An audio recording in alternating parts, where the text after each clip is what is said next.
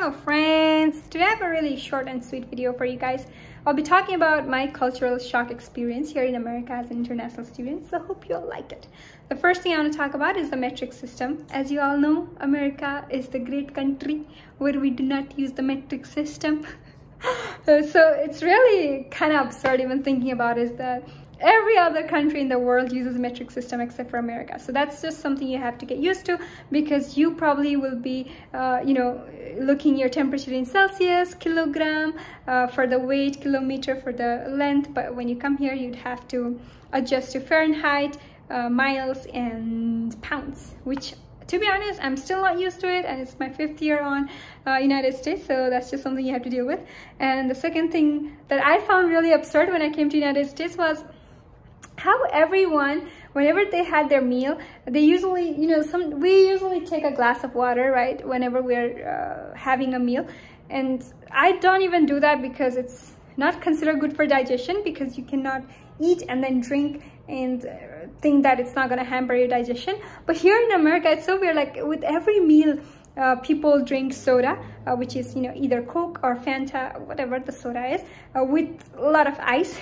I don't know, I just thought that was kind of different from what I saw in Nepal. If you're gonna come to America, don't overdo on soda, because I remember, in Nepal, my mom usually used to give me soda whenever there was a big event or there's a party or something, right? But here, soda is everywhere. In fact, it's cheaper than water. So it's easy to over consume and gain weight, and, put your health at risk, so don't do that. Although that's what the trend here is, like they usually do grab soda to drink with all of the meal, even breakfast, which I don't know, I cannot comprehend that, having soda for breakfast.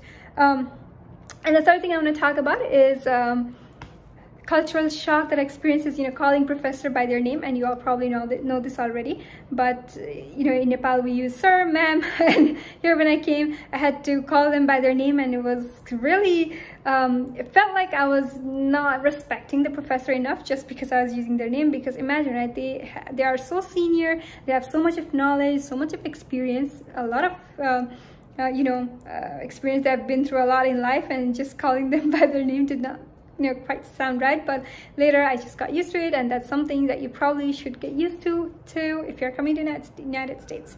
And the fourth thing I want to bring up is, even the international orientation, which is the orientation for international students, they do bring that up because I think that has been a concern for many of the colleges. But they do bring up how important sanitation and hygiene is, because I believe they probably have seen before in past that international students, I don't know, were not showering properly, or they had a body odor that they were not taking care of that hampered the entire class. So they do bring that up in every orientation, every international orientation, that how Americans take shower daily and how you should too, and that's just American culture. And what's fun thing is, like when I was in dorm, I had two similar looking shirts, like a t-shirt, and then I wore them, let's say yesterday and today, and my friend was like, hey Sans, didn't you wear that same outfit yesterday?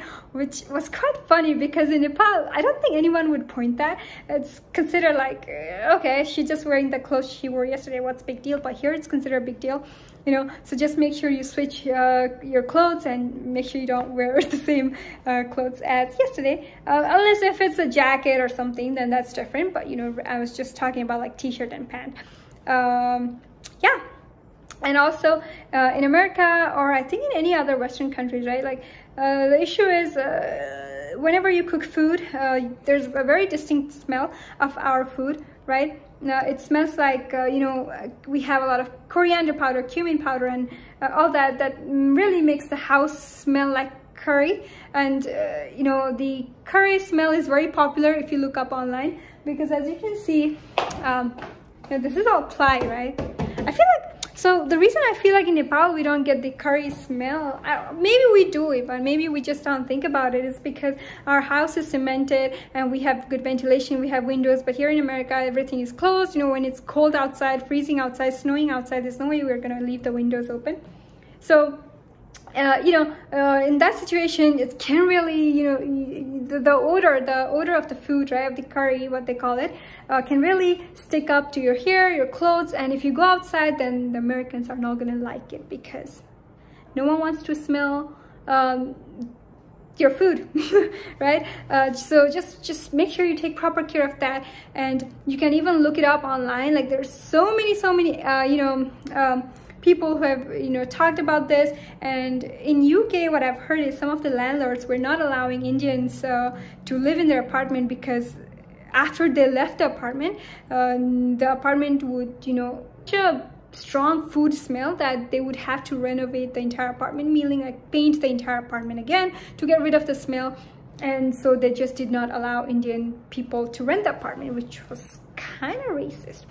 So please take care of that. So what I usually like to do is I don't usually put too much masala, and I keep my windows open whenever I cook, and I make sure that all my clothes is in the closet and the closet door is closed. So just make sure you do that. And I usually take shower after I cook whenever I have to go out. So that's the thing.